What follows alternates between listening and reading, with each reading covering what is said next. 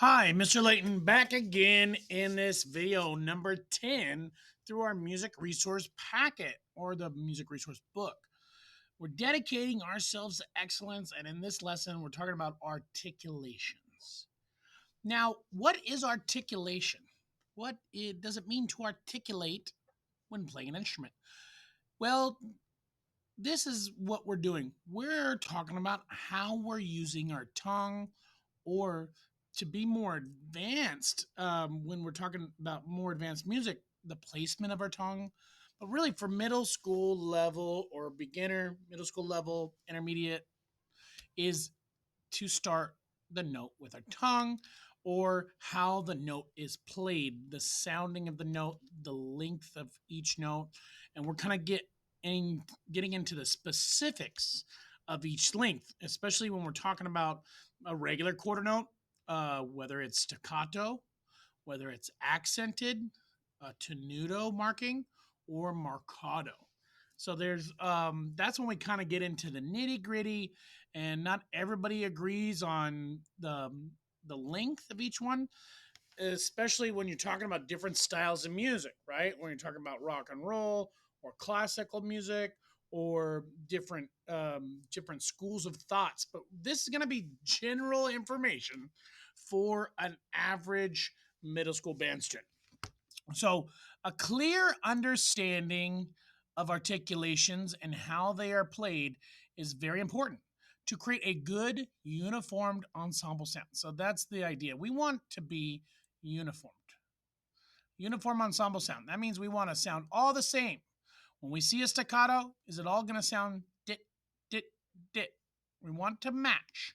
The following chart shows articulation types, written representations of the note, what it could look like if it was a block of sound and on a computer, interpret values of the note, what it may, even though we're going to see it look like this, we can actually think of it as interpreted it like these rhythms.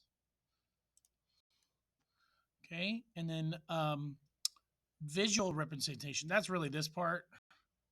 The visual representation is the blocks of sound, and a description of how each should be played. So let's break this down. Here's the names of the notes, the name of the note.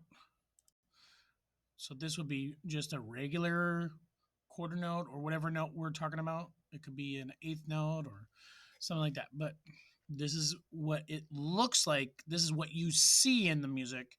And this is what you're going to think and how it's played. And this is a visual length. If like this is the beginning of the beat, like when your toe taps the ground, and when this is the end, like your toes in the air, and the start of the next beat.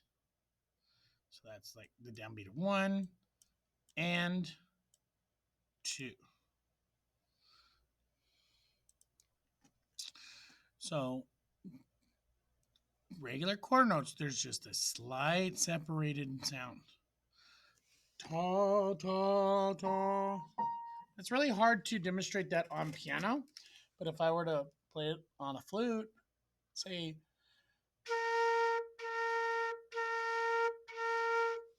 that'd be a written regular note.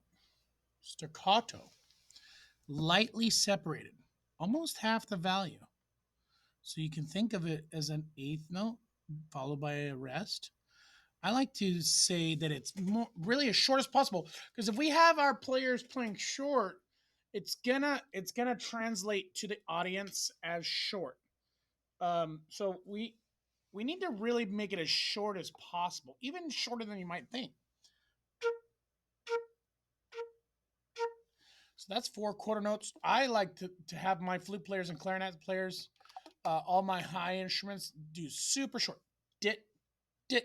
Or even most of my instruments are going to be playing that short, because when you're playing in a hall, it's going to sound longer than that with the reverb of the hall.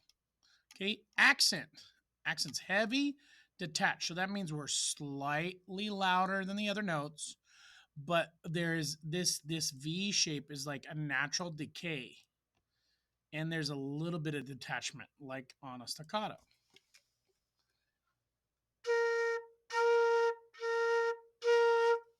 Okay, and it is harder to play on flute and notice it, especially through the recording, and it's not a really great microphone, but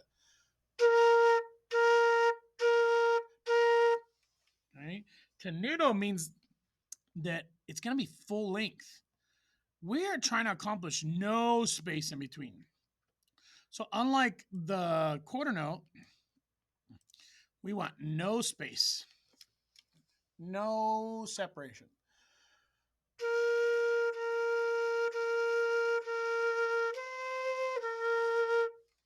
So you can thinking of a light tongue maybe, but or a daw tonguing. Marcato, short and intense. So it's like an accent, but it's basically a little shorter than that. So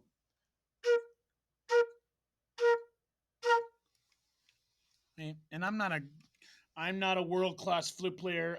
Just remember, folks, that I am a professional trombone player, and I just happen to have a flute on my desk while making this video, and it was better than trying to do it on piano because piano is harder to do the kind of variations that we're kind of trying to accomplish on a wind instrument. So these are specific to wind instruments.